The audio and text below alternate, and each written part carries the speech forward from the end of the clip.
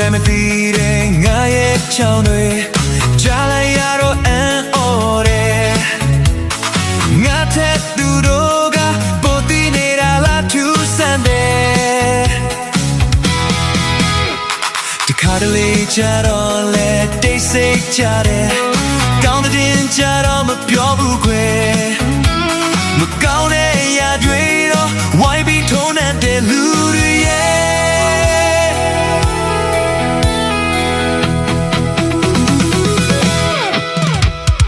မင်းတို့တွေပြောလဲမော်ယုံမှာပဲရှိမယ်ကိုချောင်းကိုတွေ့ပြီးစဉ်းစားပါလား